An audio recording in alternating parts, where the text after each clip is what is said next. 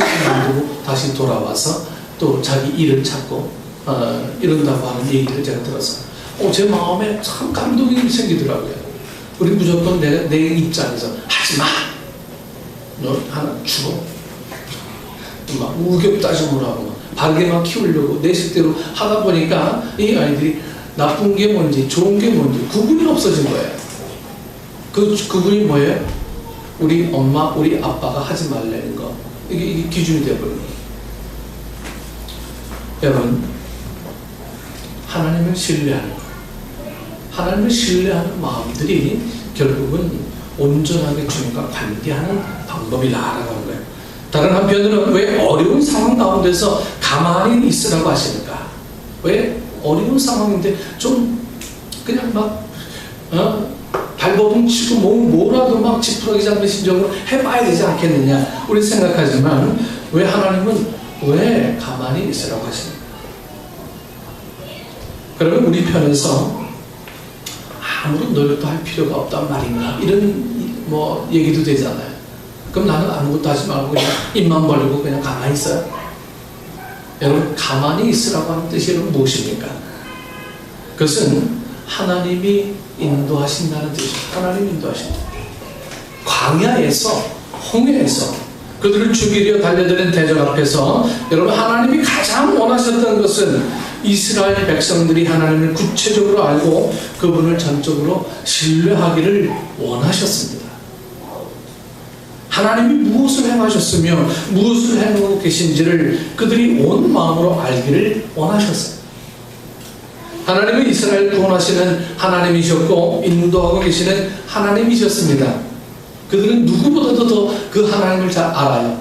매일매일 만나를 공급받았습니다. 그들이 수고하지 않아도 먹을 것이 있었어요.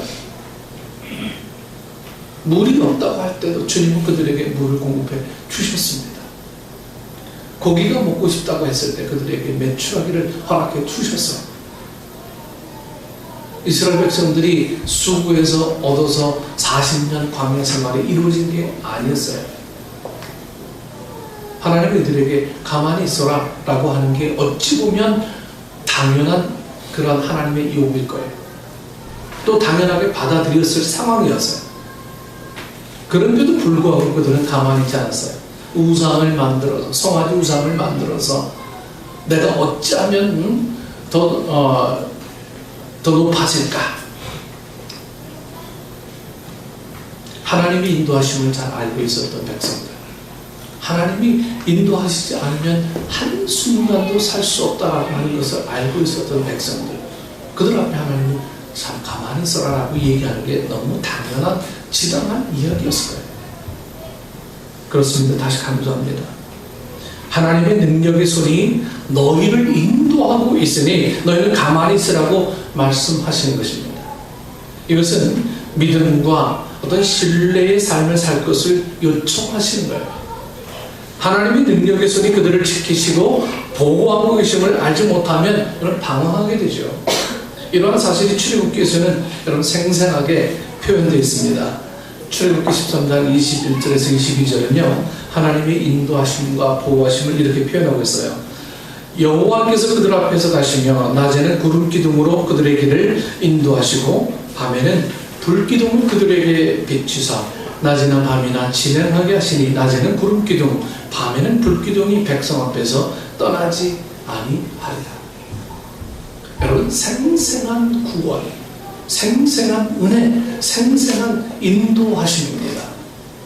광야 교회는 구원받은 감격 속에서 이 영적 순례의 길을 떠나는데 그 길을 하나님이 친히 인도해 가시는 아주 행복한 교회였습니다.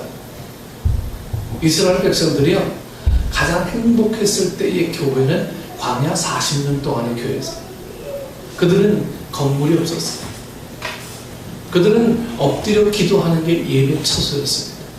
그들은 하나님이 내려주시는 것만 먹고 살았어요. 하나님이 움직여주는 곳으로만 움직였습니다. 하나님이 따뜻하게 주셔야 그들은 밤에 잠을 이룰 수가 있었고요. 하나님이 그늘방을 쳐주셔야 그들은 이 뜨거운 햇빛을 피할 수가 있었습니다. 여러분, 이스라엘 백성들이 할 수 있었던 건 뭡니까? 아무것도 없어. 하나님이 하라면 하나님대로, 하나님 멈추라면 멈추는 대로. 가장 행복한 교회의 모습이 바로 이 광야 교회의 모습이었습니다. 저는 목회하면서 우리도 좀 그렇게 해봤으면 좋지 않을까. 하나님이 좀 하라 그러면 좀 하는 것, 하나님이 좀 멈추라 그러면 멈추는 것. 그게 내게 좀 부담이 되고 힘이 들고 어려운 일일지라도 하나님이 그렇게 하라 그러면 예, 하겠습니다라고 하는 어떤 순수한 마음들이 여러분, 하나님을 기쁘게 하는 삶이고, 그것이 살 수 있는 유일한 방법임에도 불구하고 우리는 항상 내 조건을 더 많이 내세우죠. 하나님, 난 지금 안 됩니다. 조금 있다가요. 내가 다 결정하고 내가 다 판단해서 하나님의 일하심을 멈추는 우리의 모습들이 아닌가.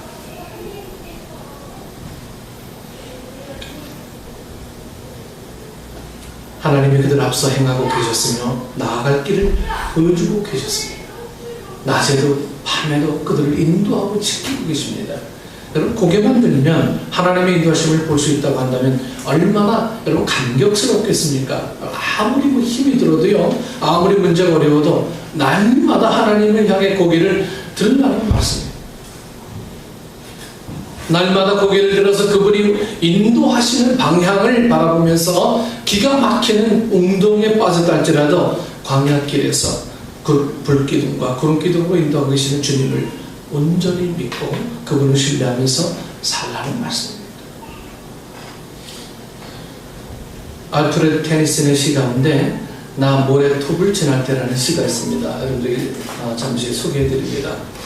해지고 저녁별 나를 부르는 소리, 나 바다로 떠나갈 때 모래톱에 슬픈 울음 없기를, 무한한 바다에서 온 것이 다시 제 고향으로 돌아갈 때 소리나 거품이 나기에는 너무나 충만한 잠든 듯 움직이는 조수만이 있기를, 황혼 그리고 저녁 종소리, 그 후에는 어둠, 내가 배에 오를 때 이별의 슬픔이 없기를, 시간과 공간의 한계로부터 물결이 나를 싣고 멀리 가더라도 나를 인도해 줄 분을 만나게 되기를, 나 모래톱을 건널 때. 여러분, 어쩌면 이 테니스는 가물가물 꺼져가는 노년에 이 시를 쓴 것 같습니다. 점점 기운은 자꾸만 쇠하고 이 호흡이 끊어져서 모래톱을 지날 때 인도해달라는 기도를 드리고 있습니다. 인생의 가장 곤고한 때에 인도하시는 하나님을 만날 수 있게 해달라는 이 간구의 마음이 서린 이 기도문 같은 시입니다. 우리 하나님께서는 우리의 젊은 날이 다 지나가고 우리 인생이 다 끝난다 할지라도 분명 인도해 주실 것을 믿습니다. 앞으로도 우리가 이 모래톱을 지날 때라도 인도해 주시기를 간구하는 기도에 대해 주님은 분명 약속하십니다. 하나님만을 섬기기로, 하나님을 위해 살기로, 주님만 바라보며 살기로 작정한 하나님의 백성들에게 하나님은 약속하세요. 볼지어다 세상 끝날까지 내가 너희와 함께 있으리라. 우리의 형편이 어떠하여도 주님의 약속은 변치 않습니다. 이 약속 믿고 살아가는 성도들이 되기를 축원합니다. 이제 말씀 마무리합니다. 걱정과 염려를 떨쳐버리지 못하고 사는 우리들의 문제는 여러분 뭡니까? 걱정과 염려를 떨쳐버리지 못하는 우리의 문제. 오늘 우리의 삶 가운데 진정으로 회복되어야 할 것이 있다면 그것은 하나님에 대한 흔들림이 없는 믿음과 그분을 끝까지 의지하는 신뢰의 마음입니다. 제가 이곳에 나와서 홀로 목회하는 이유도요, 하나님이 우리 가족들을 지키지 않으면 어떻게 목회하겠냐는 단 한 가지 믿음의 고백 외에는 아무것도 가진 게 없어요. 제가 여기서 뭐 돈을 많이 벌어서 돈을 많이 붙여주는 것도 아니고요. 네? 이 아이들이 잘 살 수 있는 방법은 뭐 좋은 교육이 아니고 하나님께서 지키시는 은혜 아니면 뭘로 살겠습니까? 이거 아니면 도무지 이 아이들을 살아가게 할 수 있는 능력이 아무것도 없다는 걸 저는 너무 잘 압니다. 여러분들에게도 그런 마음이 좀 있으면 좋겠습니다. 늘 내 옆에 두고, 늘 내 옆에 늘 갖고 있어도 불안해하고 염려하고, 네? 초조해하고 다급해하는 우리의 모습들, 이제는 좀 주님 앞에서 맡겨 놓으셔야 되지 않을까요? 하나님이 여러분 자녀들 키우시는데 세밀하게 잘 키우실 것이라 믿습니다. 여러분들의 사업과 직장을 돌보시는데도 하나님께서 그렇게 하실 하나님이라는 것을 저는 믿습니다. 네. 늦둥이를 둔 한 아버지의 글을 소개해 드리겠습니다. 이사를 온 후 가족들 사이에 어느새 베란다에 서서 놀이터를 내려다보는 습관이 생겼다.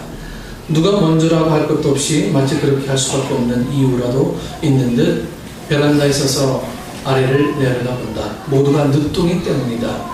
그 아이가 혼자서 놀이터에 갔을 때면 영락없이 한 사람씩 베란다에서 지켜보는 것이다. 문득 첫 아이가 처음 혼자서 놀이터에 나가던 날이 생각난다. 정확하게 표현하면 아버지인 내가 아이의 담력을 키우려고 강제로 내려보낸 날이었다. 아이를 내려보낸 후 2층 베란다에서 아이를 지켜보았다. 아이는 3m 폭도 되지 않는 길을 건너에 놀이터에 가는데 마치 십리길을 걸어가듯이 조심조심 한 발자국씩 걸음을 옮겼다. 혹시 길이라도 잊을세라 돌아보고 또 돌아보면서 그렇게 아이는 놀이터를 향해 걸어갔다. 아내와 나는 2층 베란다에서 그 모습을 지켜보다가 문득 내 자신의 모습을 보고 놀랐다. 언제 쥐었는지 내 손에는 신발이 들려져 있었고 마치 땅 하는 소리와 총소리와 함께 달려가는 100m 선수의 모습을 하고 서 있는 것이 아닌가. 그래, 이것이 바로 하나님의 마음일 것이다. 한 치 앞도 내다보지 못하는 인생길을 걷게 하시는 하나님. 조심 또 조심 살아가는 하나님의 자녀들이 혹시 넘어질까, 길을 잃을까, 오늘도 내 영혼의 2층 베란다에서 지켜보고 계시겠지. 나는 자식을 키우면서 끝없이 하나님의 사랑을 깨닫는다. 이 늦둥이를 갖고 있는 이 아버지가 이렇게 아이를 담력을 키우기 위해서 혼자 내보냈던 그 글들을 썼는데 하나님의 마음 같아서 저도 이 글을 참 상당히 짤막한 글이지만 이 글의 감동이 굉장히 많이 있었습니다. 우리 사랑하는 식구 여러분, 오늘은 비록 이 홍해 앞에 있는 것처럼 좀 답답한 가운데 서 있다 할지라도요, 하나님은 우리를 구원하여 하나님의 백성들로 분명 세우셨으니 그 인도하시는 하나님을 믿고 신뢰하면서 나아갈 수 있기를 원합니다. 이것이 그 백성들, 이 백성들 앞에서 여러분 교회가 보여줘야 할 모습입니다. 이것이 성도들이 보여줘야 할 참 모습입니다. 우리에게 놀라운 능력과 은혜를 경험하게 하실 하나님을 오히려 찬양하며 나아갈 수 있어야 합니다. 오늘의 환경에 지배당하지 않고 하나님의 인도하심을 믿으며 구원의 하나님을 신뢰하면서 나간다면 여러분, 살아계신 이 하나님, 도우시는 하나님, 또 사랑의 하나님, 능력의 하나님을 더 구체적으로 경험하는 복된 삶을 살게 될 것입니다. 역대하 20장 20절에 여호사밧 왕이 위기에 처한 유다와 예루살렘 백성에게 말했습니다. 너희는 너희 하나님 여호와를 신뢰하라. 그리하면 견고히 서리라. 성도 여러분, 이 땅이 아무리 흔들리고 혼란스러워도 우리는 두려워하지 맙시다. 만군의 여호와께서 우리와 함께 하시니 야곱의 하나님은 우리의 피난처시로다. 여러분, 이렇게 고백하며 하나님 앞에 서 있는 성도들이 되기를 축원합니다. 그래서 처음한 일에 흔들리지 말고요, 좀 어려운 고난이 찾아와도 흔들리지 말고 내 자리를 굳게 지키며 하나님의 놀라운 일들을 실천하는 축복의 식구들이 되기를 축원합니다. 우리 찬송 같이 한장합니다.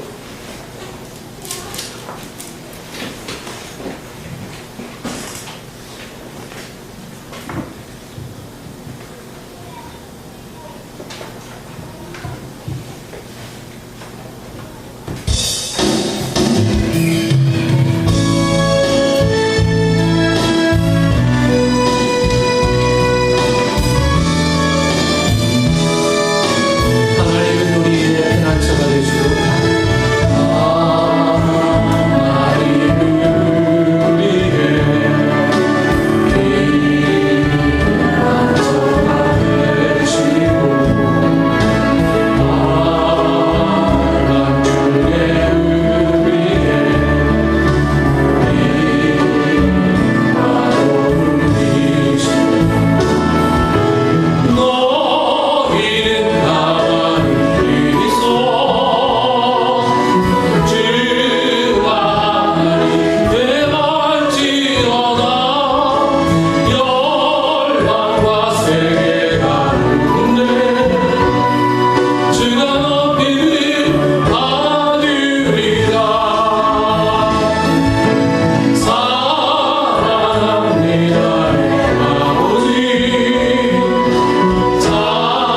찬양합니다.